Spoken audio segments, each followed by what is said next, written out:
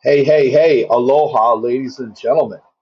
It is Wednesday, July 6th, 2025, 12:55 p.m. Hawaiian Standard Time.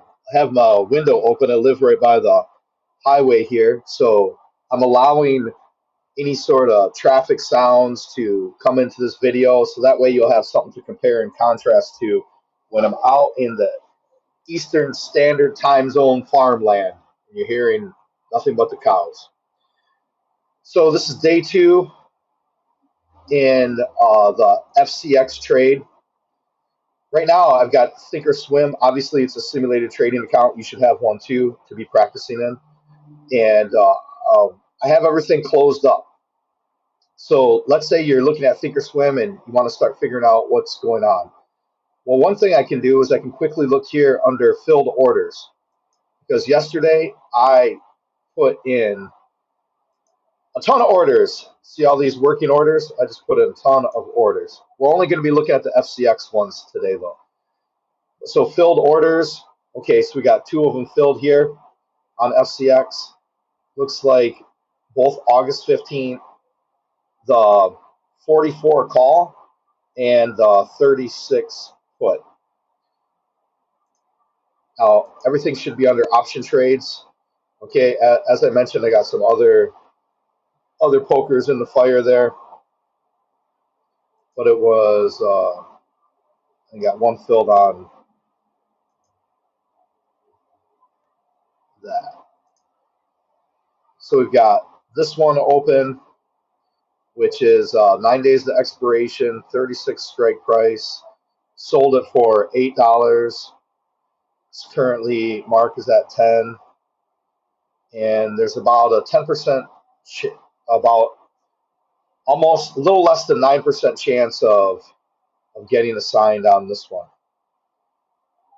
We also have the 38 put, which I think opened yesterday. Okay, that opened yesterday. When did this one open? This one opened today. Okay, great. And then we also, so I basically turned it into a short strangle, but two puts to one call. This call sold at 10 cents, 9 days to expiration. It's got about 5.5% chance of assignment. Not too bad, but this is something to monitor. So let's take a look at the FCX chart. Let's see. All right, here's 10 years monthly chart, and see the stock is currently trading here. This volume profile is worth learning about. It's showing you where the more far this line goes out this way, the more transactions have been at that number. So it gives you a different way of looking at, I guess, volume. And then, so in the 5 year, the majority of transactions have been around this 37, 36. 1 year. All right. I enjoy using the cone of probability. Of course, the date is on the bottom here. Price is up here. And what I'm going to do is my expirations are when? August 15th. So on the bottom, let's make sure the date. Oh, it just happens to be this red option expiration line right here, August 15th, is lined up. So 36, we're at 36 strike exactly. We're outside of both of these cone of probability. This first one is one standard deviation. The second one is, I don't know, it's I think less than two, but over one. I just changed that 68 to 85. Where's our second strike price? The 38. So the 38 on the 15th, 38 is here, a little bit inside of one standard deviation, which we see there was a pivot here last time price got around here, Dropped down here, pivot, took off. When it dropped through this range, ends up kind of chopping through here and then taking off. Now, up until it really got over this $38 point, seems like 38 through this area was really causing some resistance.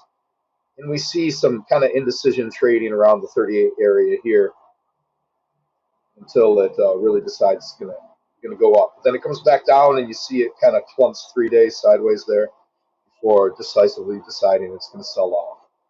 Comes back up here, still doing that same thing. So I don't. I'm okay with picking up FCX 100 shares at $38 a share. That one maybe I'll do more of the wheel strategy on. No, who knows? But I think given the earnings, given the PEG ratio, given the enterprise value to EBITDA, all these things together, the dividend, the liquidity of the option chain. Speaking of that red line showing option expiration date, if you ever want to get rid of that or add it, go to settings under time access, show expiration Friday, remove it, boom, there we go. Most of them I like to have it off myself, but decide whatever you want to do. And okay, so that's a good update for FCX. I guess we could do a little. We can do a little more with FCX. Let's see what we got. We don't need all of these. We just want the ones. So anything that's not filled, if they're just an order, we're going to take these orders out of here. Obviously, there's a lot of orders on FCX. Why not? It's simulated trading. Why not really have some fun? But out of all these open orders, we got 3 of them assigned right now. Not assigned, open. And okay, so we know the buying power right here, this number is the same as this number right here. So I'm gonna drop this down. Usually I like to keep this in the corner, but there's just so many orders here. Let's get some more real estate. I guess we should. I would like to at least pull it up so I can either see that. That's making the other end of the strangle. So one thing that I like to do is, first thing that I can do, okay, we already looked at the Kona probability, right? Where was the 44? We didn't look at the 44. Okay, on the 15th, where's the 44? Okay, the 44 on the 15th is just outside of that Kona probability, just outside for that short strangle. Since we just talked about that one, let's look at it right now. So I'm going to take off the 2 puts. Right now we just have the short call left, and I'm going to go over here and change this price slices to break even on the 16th. So that'll be 1 day after expiration. Now my strike price is 44, but it's really breaking even. It's putting the 44 plus the premium. I'm going to move it just to exactly to where my strike price is. And then now this number right here, based on this risk graph, is telling me that option has almost 100% chance, a 99.89% chance of expiring worthless under the given conditions that we're seeing right here. And I can take that. You looked at the Kona probability already, right? So this, even though it's right outside the Kona probability, there's other factors in there. This is one standard deviation right here. There's other factors in there that when analyzing it this way with the risk profile, then it's coming up with that. We can also do this. So it's on August 15th, right? Let's just open this up so it's easy to see. Go across here, plus or minus 207. So you take the last number, or roughly, whatever number is going to represent the stock price where it's trading. And right now we'll just use the last. So Take out your handy dandy calculator, take off your shoes so you can use your fingers and your toes if you need to count. Use your super bionic AI chip brain to do it. However you need to calculate it, figure out a way to calculate it. It doesn't really matter if you use an abacus. You just want to make sure it's calculated so you can enter your trade properly. Okay, so I'm going to use a handy dandy calculator, which is not going to be on the screen because it's offline calculator. So I'm taking $39.89 minus this implied volatility number. Somehow the Thinkorswim is pricing in, let's just go 210 instead of 207.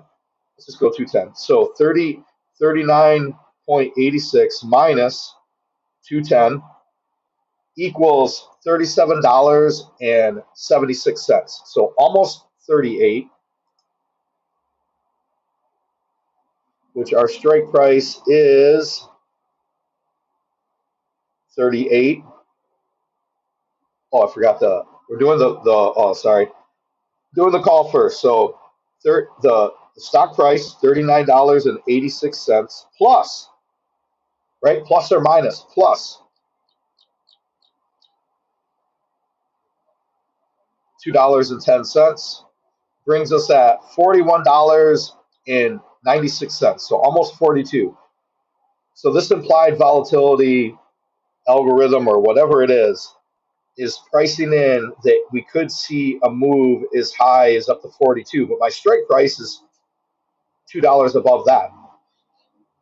With this one is pricing in about 11% chance of getting assigned. This one is close to 0% chance.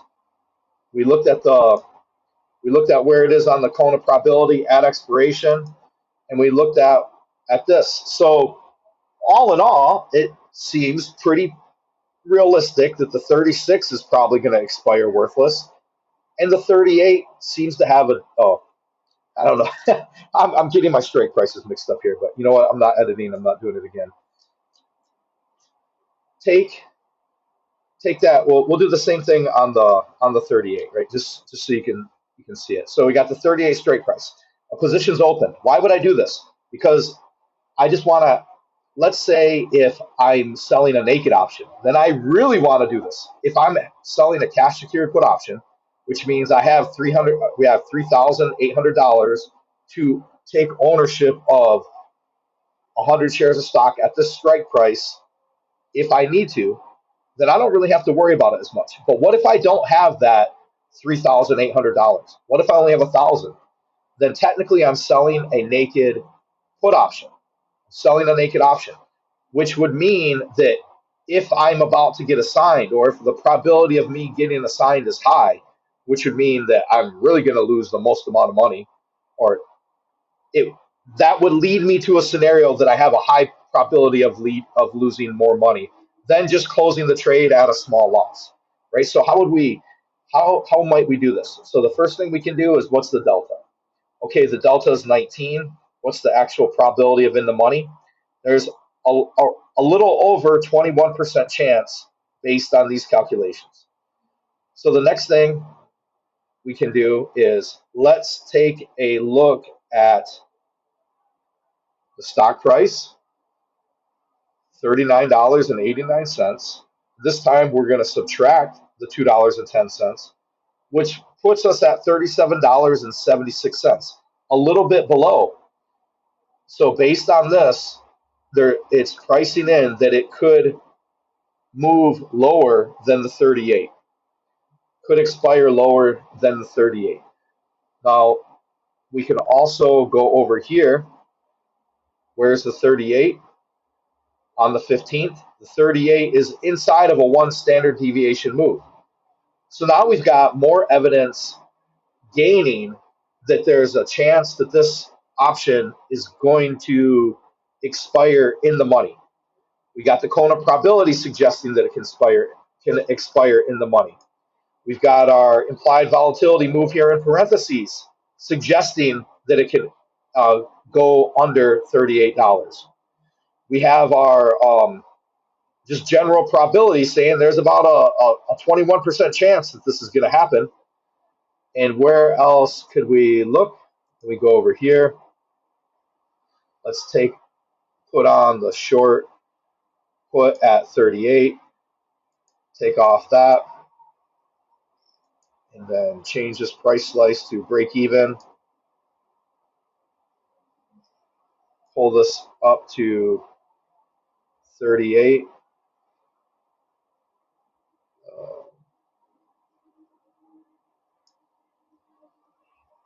And this is telling us it's factoring in about a 92% chance of expiring worthless. Or another way to look at it is about an 8% probability of expiring 38 or below. So this one is, if you're trying to sell options to expire worthless, selling this one right now during this test period, the 38 versus the 37, this one has a higher risk of expiring in the money, whereas the 37 or the 36 is just way less. We also have a 36 hold.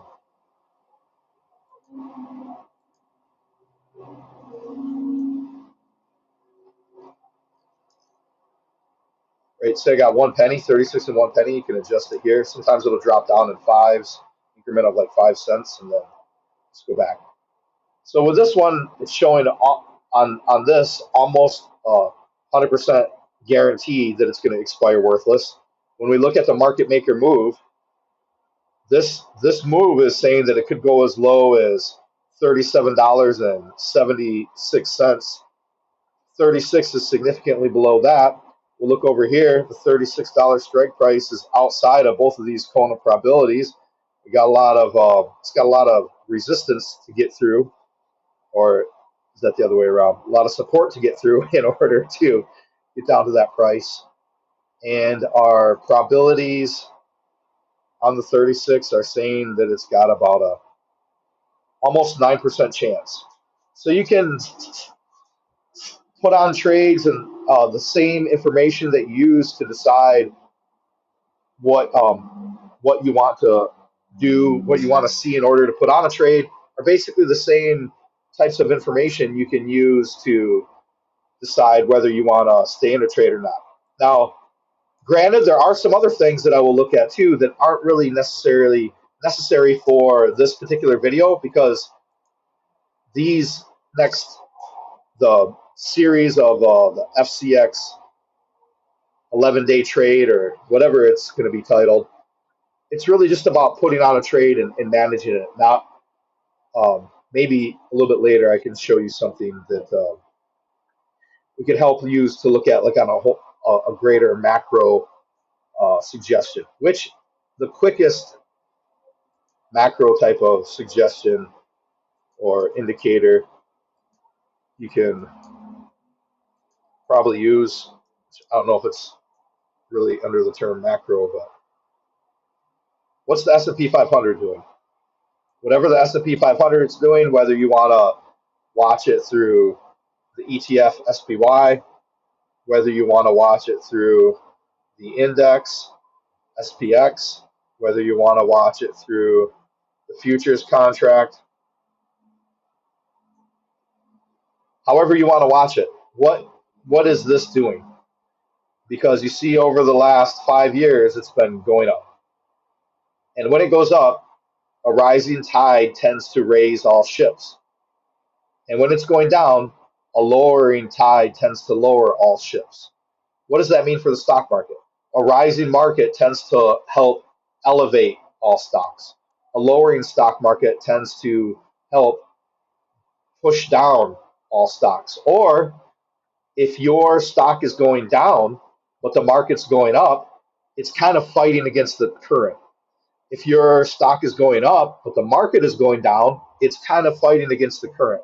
So this is something else that you can kind of piece in there and try to figure it out. But also, we're kind of bumping up against the high here. There's a big sell-off day yesterday.